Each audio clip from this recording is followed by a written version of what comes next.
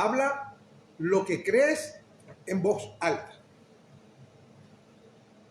Vamos a ver a Jesús en las Escrituras. ¿Y qué pasa cuando vemos a Jesús?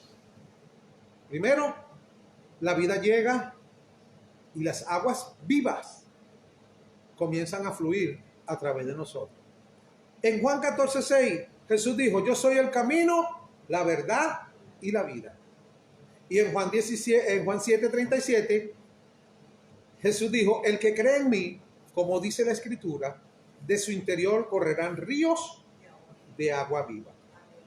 Entonces, si tú estás enfermo, ¿qué va a pasar? Serás sanado. Si estás deprimido, ¿qué va a pasar? Serás animado y recibirás gozo. Isaías capítulo 53, versículos 4 y 5 dice, ciertamente Él llevó nuestras enfermedades y sufrió nuestros dolores, y por su llaga fuimos nosotros curados. Escúchame bien lo que dice. Hay que aprender a leer la Biblia con determinación, con detenimiento y con revelación. ¿Ok? ¿Por qué? Porque hay mucha gente que piensa que este versículo que dice que ciertamente Él llevó nuestras enfermedades y sufrió nuestros dolores y por su llaga fuimos nosotros curados. Eso quiere decir que tú nunca te vas a enfermar. Y he visto iglesias donde un evangélico que esté enfermo, un miembro de la congregación que esté enfermo, está en pecado. Eso es totalmente falso. Porque mire bien, cuando tú lees y analizas con entendimiento, dice, y por su llaga nosotros fuimos curados. Si nosotros somos curados, es porque estuvimos enfermos. Una persona que es curada es porque estuvo enfermo. Esto no se refiere a que nunca te vas a enfermar. Se refiere a que te vas a enfermar, pero que Dios prometió curarte porque Él llevó todas las enfermedades a la cruz del Calvario. Amén. Y le he dicho muchas veces a muchas personas que hay dos cosas. Primero, un pecado que Dios no perdona y una enfermedad que Dios no cura. La gente dice, ¿cuál es el pecado que Dios no perdona? La blasfemia contra el Espíritu Santo. ¿Y cuál es la enfermedad que Dios no cura? La que te mata. La enfermedad que te mata. ¿Por qué? Porque esa es la que Dios va a permitir para sacarte del cuerpo, liberarte y llevarte a las moradas eternas. ¿Ok? Pero de resto, ¿cuántas veces no nos hemos enfermado? Dígame usted, el que no se haya enfermado, que te libre el pecado, que lance la primera piedra. Nos hemos enfermado bastante, pero ¿quiere que le diga algo? Nos hemos curado. Tenemos testimonios para echar para arriba. ¿Cierto o falso?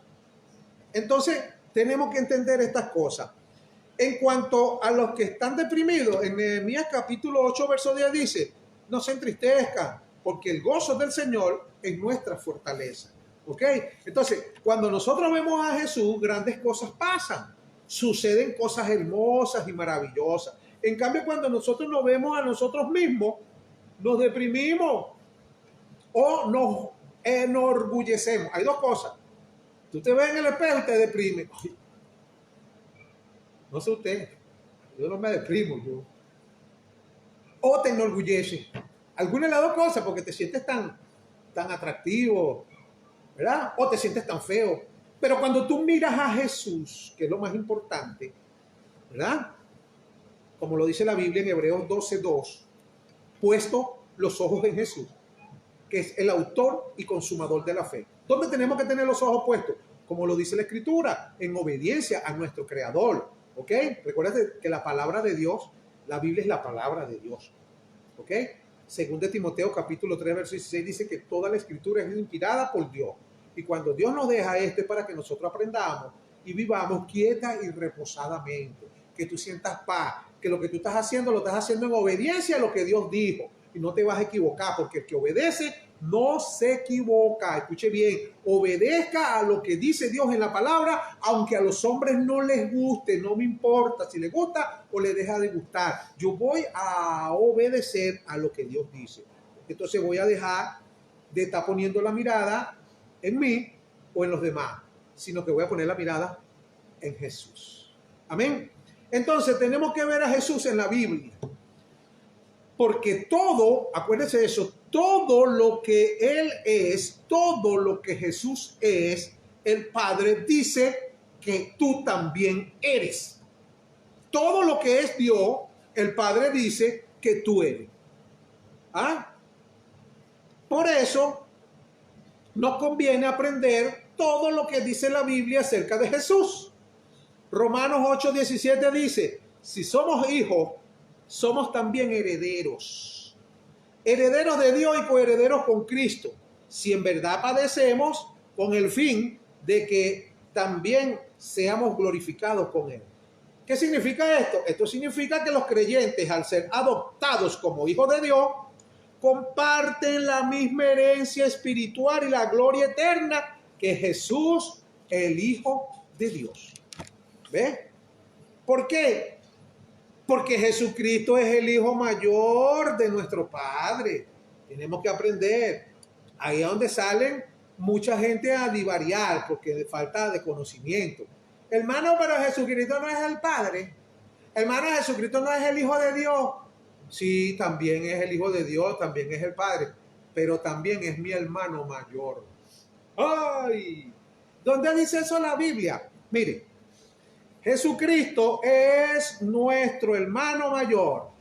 ¿Qué significa eso? Que Jesucristo es el primer hijo de mi papá.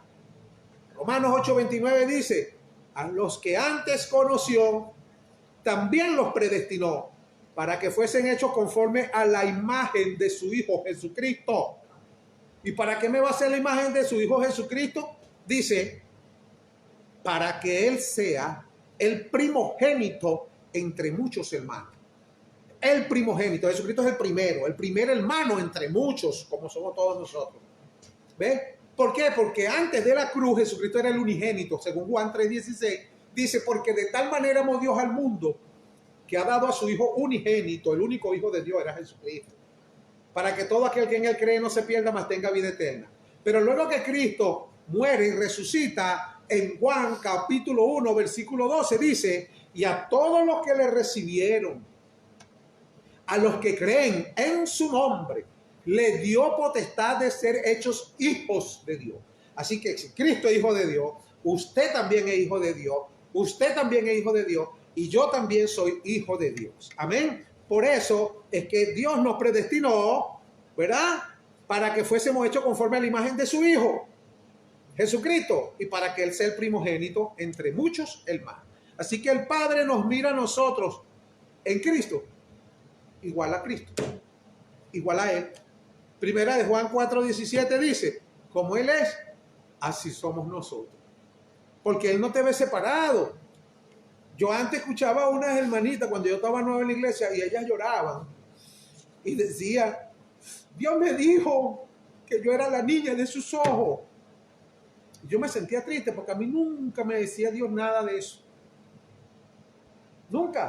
Yo decía, Dios la ama más a ella, pero yo decía, claro, porque ellas se portaron bien en la vida. Esas son unas niñas de papá y mamá que van a la escuela, la llevan a la escuela, al colegio, mientras que yo era un vago, un bandido que, misericordia, yo estoy vivo.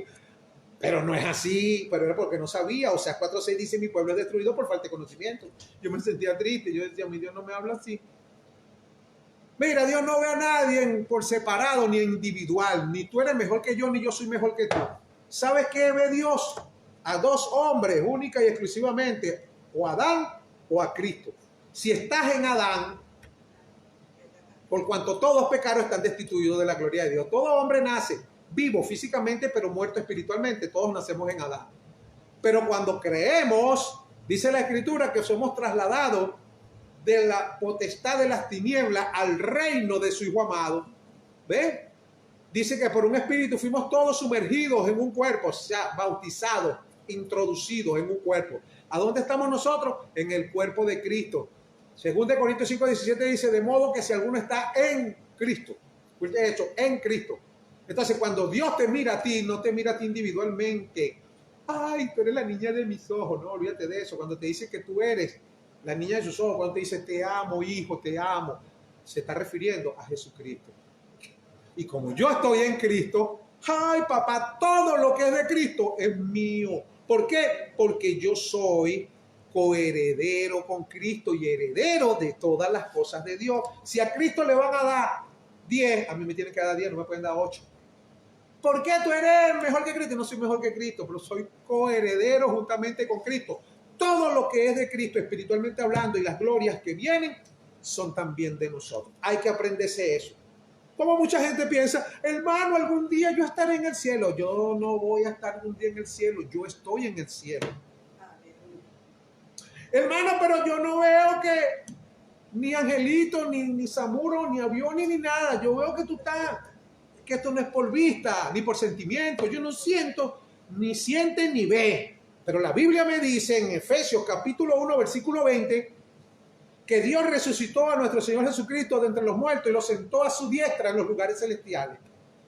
¿Dónde está sentado Cristo? A la diestra del Padre en lugares celestiales. Y Efesios capítulo 2, versículos 5 y 6 dice, estando nosotros muertos en delitos y en pecados, Él nos resucitó juntamente con Cristo, dándonos vida juntamente con Cristo y sentándonos juntamente con Cristo en lugares celestiales. ¿Dónde estamos sentados nosotros espiritualmente entonces? Lo primero que hace la gente cuando llega del mundo, cuando Dios lo rescata, cuando Dios le perdona sus pecados, lo primero que hace es sentarlo. A excepción de los pastores que lo ponen, vámonos a predicar, tienen que predicar, no pierdan el tiempo, ya han perdido mucho tiempo, ese es el hombre. Pero Dios no. Dios lo primero que hace cuando recibe a alguien, cuando lo rescata de la muerte, lo sienta primero. Siéntate. ¿Dónde me voy a sentar, Señor? Espiritualmente hablando, en los lugares celestiales, con Cristo Jesús. Ahí estamos sentados nosotros. Pero eso tienes que saberlo tú. Tú tienes que saber cuál es tu posición física y cuál es tu posición espiritual, que son dos cosas distintas. Porque Jesucristo lo sabía en Juan capítulo 3, versículo 13. Jesucristo le dijo a Nicodemo, ninguno subió al cielo sino el que descendió del cielo, hablando de él, el Hijo del Hombre que está en el cielo. ¿Ah? Entonces, ¿cómo es eso? Si Jesucristo estaba en la tierra hablando con Nicodemo y le está diciendo, ninguno subió al cielo sino el que descendió del cielo, el Hijo del Hombre que está en el cielo, porque Jesús sí sabía su posición espiritual cuál era. Él estaba ¿dónde? Sentado en los lugares celestiales a la diestra del Padre. Y físicamente, ¿dónde estaba? Predicándole a Nicodemo. Aquí donde estamos nosotros ahorita, espiritualmente estamos sentados en los lugares celestiales. Por eso es que nosotros en Cristo, cuando nos movemos, a donde tú vayas, va Cristo contigo. Amén. Y tú vas con Él. No puedes hacer nada aislado de Él. Por eso siempre yo estoy pendiente y discerniendo en el Espíritu. Si hay cosas que no le agradan a Dios, porque yo no fabrico pecado. Escúcheme bien, yo no fabrico pecado para autoflagelarme. Eso es malo, eso es malo, eso es malo, eso es malo. Si algo es malo, yo tengo un espíritu que se llama Espíritu Santo de Dios, que no es mío, que viene del cielo, solamente que hace morada en mi cuerpo, y Él es el que me va a decir qué es lo que le gusta y qué es lo que no le gusta. Así que yo no puedo estar fabricándole, ni para mí ni para ustedes, no haga esto, no haga aquello, no vaya para allá, no vaya para acá, no diga así, no hable así, no camine así, no coma esto, ni nada de eso. Olvídese de eso, eso lo hace el Espíritu Santo que comenzó la buena obra en usted y en mí, Él la va a perfeccionar. ¿Quién la va a perfeccionar? Él o usted. ¿Tiene que perfeccionar usted o Él? Él. Y Él la va a terminar. ¿Quién la va a terminar? Él o usted. Entonces, hermano, toda la gloria, toda sea de nuestro gran y único Dios.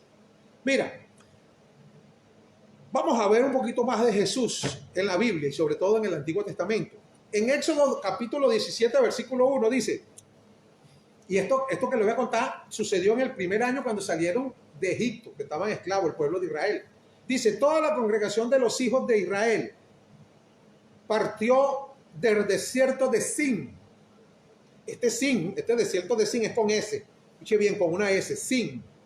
Dice, para continuar sus etapas según el mandato del Señor y acamparon en Refidim.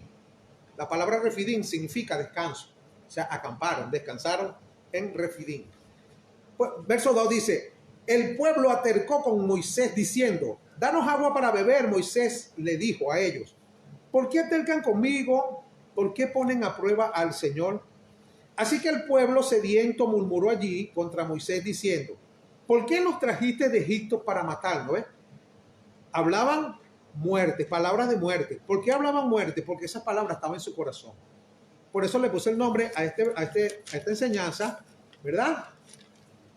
Habla lo que crees en voz alta. Esta gente creía, y lo que creía lo hablaba, pero hablaban muerte. La Biblia dice que el poder de la vida y de la muerte está en la lengua. Escuche bien, está en la lengua. Y el que desea comerá de sus frutos. Dice, así que el pueblo sediento murmuró allí contra Moisés diciendo, ¿por qué nos trajiste de Egipto para matarnos de sed? A nosotros y a nuestros hijos y a nuestro ganado. Moisés clamó al Señor diciendo, ¿qué haré con este pueblo? Poco falta para que me apedreen.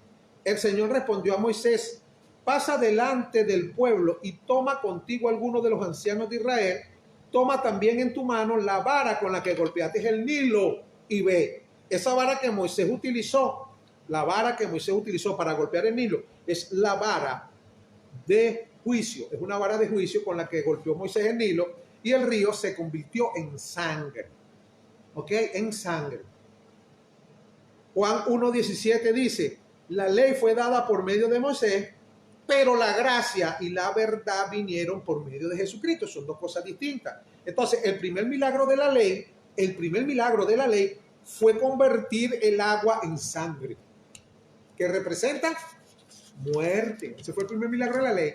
Mientras que el primer milagro de la gracia fue convertir el agua en vino, que representa gozo, vida, alegría. ¿Qué te parece?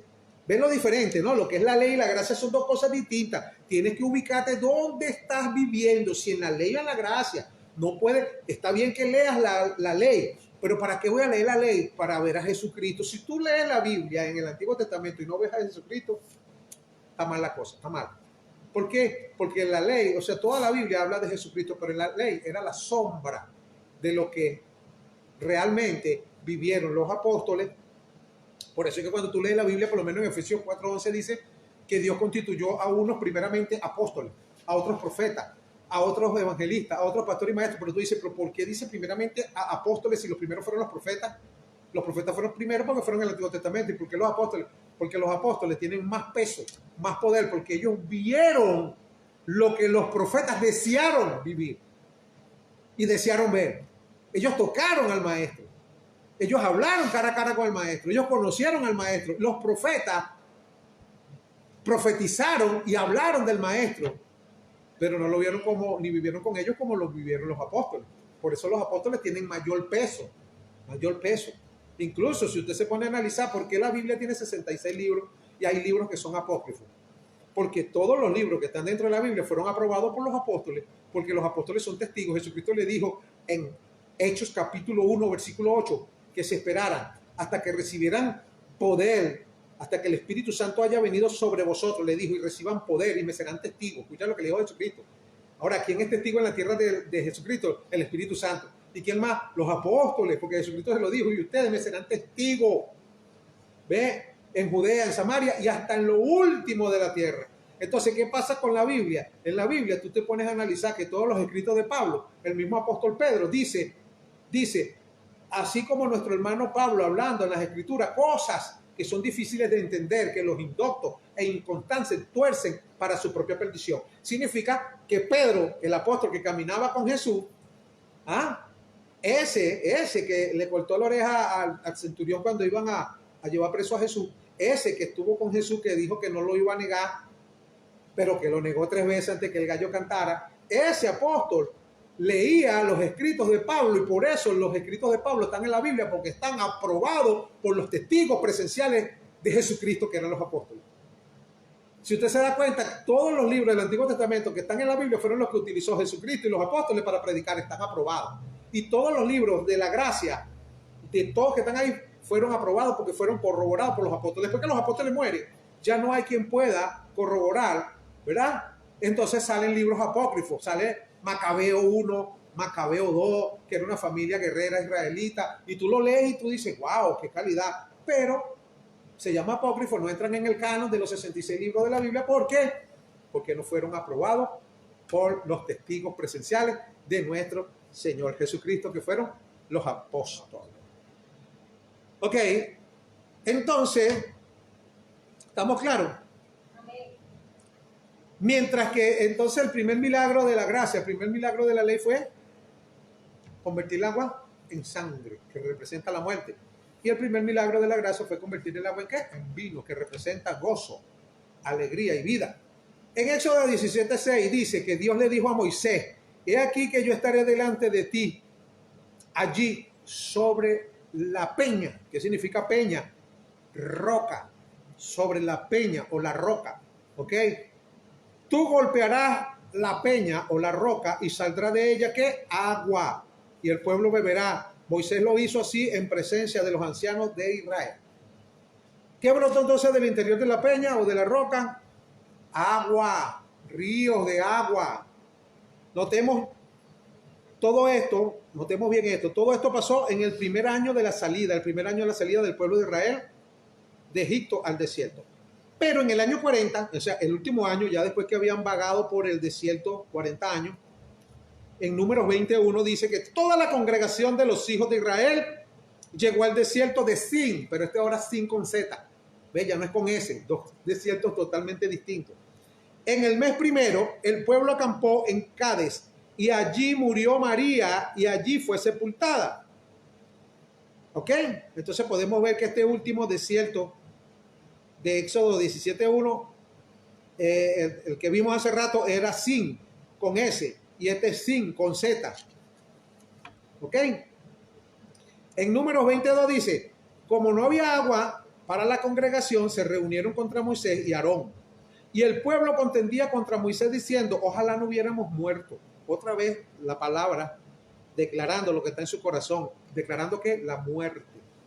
Ojalá nos hubiéramos muerto cuando perecieron nuestros hermanos delante del Señor, porque has traído a la congregación del Señor a este desierto para que muramos aquí nosotros y nuestros hijos y nuestro ganado. ¿Por qué nos has hecho subir de Egipto para traernos a este lugar tan malo? Esto no es un lugar de sembradíos, ni de higuera, ni de viña, ni de granado. Ni siquiera hay agua para beber. Verso 6 dice, Moisés y Aarón se fueron de delante de la congregación hasta la entrada del tabernáculo de reunión y se postraron sobre sus rostros. Entonces se les apareció la gloria de Dios. Verso 7 dice, y habló el Señor a Moisés diciendo, el 8 dice, toma la vara, tú y Aarón, tu hermano, ¿verdad? Y reúnan a la congregación. Mire esto, vamos a tomar aquí clase porque estamos estudiando la Biblia. Le dijo, toma la vara, pero esta vara no es con la que Moisés golpeó el río Nilo y lo convirtió en sangre. Esta vara con la que convirtió era la vara de juicio, pero esta vara es la vara de Aarón, de su hermano. Y esta vara de Aarón tiene algo especial y milagroso relacionado con ella. ¿Qué es? Que luego de haber sido cortada, escuche bien, la vara de Aarón, luego que la cortaron de la mata, pues del árbol, rebeldeció, echó flores y produjo frutos de almendra. Esta vara de Aarón resucitó de la muerte después de haber sido cortada. En Números 17:8 dice, he aquí que la vara de Aarón de la casa de Leví había rebeldecido y echado flores y arrojado renuevos y había producido almendra. Esta es una imagen de vida. ¿Y quién es la vida? Juan 14:6, Jesús dijo que Él era la vida. Esta es la vida después de la muerte. Esto es una imagen de ¿qué? De resurrección.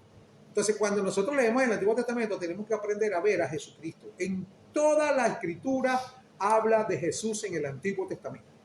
¿Ok? ¿Y quién dijo en Juan capítulo 11, versículo 25? El que cree en mí, aunque esté muerto, vivirá. ¿Quién dijo eso? Jesús. Por eso la vara de Aarón representa ¿a quién? A Jesucristo. Escuche bien, la marca de un verdadero ministro del Señor es que la vida de resurrección fluya a través de él. Cuando él ministra la palabra, habla de vida. Cuando tú ves a un ministro de Dios hablando puro muerte, eso no es de Dios, ni ahí está hablando Jesucristo. Cuando tú ves a un ministro de Dios diciendo que vio que viene juicio, van a matar a yo no sé cuánto, mucha sangre va a correr, hermano, ese hombre o esa mujer que diga eso está bien, pero bien mal. Porque un ministro que sea ministro del Señor en el tiempo de la gracia, habla de vida y habla de resurrección. Amén. Entonces, esa es la marca de una persona llamada por el Señor. Amén, amén. Entonces Dios le dijo a Moisés, 40 años después del primer golpe a la roca, toma la vara. ¿Cuál vara? La vara que rebeldeció, la vara de la gracia. Éxodo 28, toma la vara tú y tu hermano Aarón, reúnan a la congregación y hablen a la roca ante los ojos de ellos y ella dará agua. Ahora, ¿quién es la roca? Escuche bien, ¿quién es la roca? Si habla de una roca en el Antiguo Testamento, habla de que una roca, háblale a la roca, háblale a la roca, háblale a la roca, pero ¿quién es la roca? Veamos quién es la roca. La roca es Jesús. Otra vez. ¿Qué dijo Dios? Háblale a la roca. Tú tienes que hablarle a la roca y dile tus problemas a la roca. 1 Corintios 10:4 dice, y todos bebieron de la misma bebida espiritual, porque bebían de la roca espiritual que los seguía, y la roca era Cristo. Entonces, cuando vemos en el Antiguo Testamento, tenemos que aprender a ver a Jesús. Cuando te habla la Biblia del tabernáculo, como estábamos hablando temprano, el tabernáculo tiene una puerta para entrar al tabernáculo del Antiguo Testamento, donde se hacían los sacrificios, había una puerta. Jesús dijo, yo soy la puerta. Había un camino para llegar al Padre, para llegar al fondo. Jesús dijo, yo soy el camino, nadie viene al Padre sino por mí. Había que llevar un cordero para hacer un sacrificio. Jesús es el cordero. Había que tener un sacerdote que hiciera el sacrificio. Jesús es el sacerdote. Había una mesa con panes. Jesús dijo, yo soy el pan de vida. Había un candelabro que iluminaba el camino. Jesús dijo, yo soy la luz del mundo. Entonces, cuando tú leas el Antiguo Testamento, tienes que aprender a ver a Jesús. Si no ves a Jesús, estás perdiendo tu tiempo. Lo que saben es ver juicios y cosas raras en el Antiguo Testamento para traerlo a la gracia, para meterle un psicoterror a la gente y tener a la gente toda asustada. Varón, viene juicio, viene juicio. Señor, reprenda al diablo. Si usted lee entonces el Antiguo Testamento y no ve a Jesucristo, déjeme decirle que usted perdió su tiempo. Porque toda la Biblia habla de Jesucristo, desde Génesis, la ley, los profetas, hasta los salmos, toda la Biblia habla de Jesucristo. Lucas 23:44 dice, y le dijo, estas son las palabras que os hablé estando aún con vosotros, que era necesario que se cumpliese todo lo que está escrito de mí, dijo Jesucristo, en la ley de Moisés, en los profetas y en los salmos. Entonces, ¿qué hablaba la ley de Moisés? ¿Qué escribió Moisés en la ley? ¿Qué hablaban los profetas del Antiguo Testamento? ¿Y qué hablaban los salmos? Todo lo que estaba escrito que hablaba de Jesús. Jesús lo dijo, yo lo creo. Estas son las palabras que os hablé estando aún con vosotros, que era necesario que se cumpliese todo lo que está escrito de mí en la ley de Moisés, en los profetas y en los salmos. Entonces, fíjense lo que Dios dice. Estas son las palabras que os hablé, ¿verdad? Y en Éxodo 28 dice, habla a la roca, háblale a la roca, háblale a la roca. A veces, mira, hay evangélicos que tienen una mala maña de venir a contar los problemas al pastor, como que si el pastor es un cura. Son los curas católicos que les gusta que la gente se confiese. Sí, a mí me venían los muchachos del centro de rehabilitación a decirme, pastor, quiero echarle un cuento. ¿Qué me vas a contar? Y me empezaban a contar sus marramucias feas que hacían en él.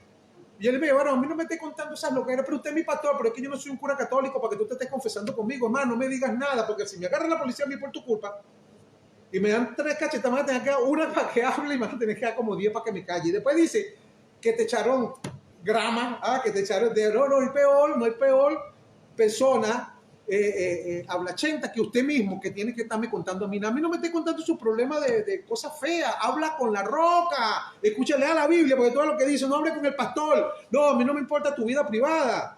Pastor, pequé. ¿Y qué quieres tú que yo haga? Que te perdone los pecados. Ni que yo fuera Dios. La verdad. Entonces, ¿qué es lo que tenemos que hacer? Dígame ahí. ¿Qué tenemos que hacer? Dice claramente, háblale a la roca. ¿Quién es la roca? Cristo, mi hermano. La palabra hablar en hebreo es dabar. Y Dios tiene un libro en la Biblia llamado Devarim, que es plural de dabar, que es plural de hablar. Devarim es plural y es el libro de Deuteronomio. Acuérdense de eso, que significa doble palabra. Este título también significa segunda ley o repetición de la ley. Devarim, Deuteronomio o palabra doble. Dabar es hablar. Y cuando estás en problema, la salida es tu boca. Para salirte del problema, la salida es tu boca. Habla. Jeremías 33:3 dice, clama a mí y yo te responderé, dice el Señor. Amén. Entonces recuerda que no es suficiente, hermano, creer en tu corazón. Tienes que decirlo, tienes que proclamarlo. Romanos 10:8 dice, más, ¿qué dice?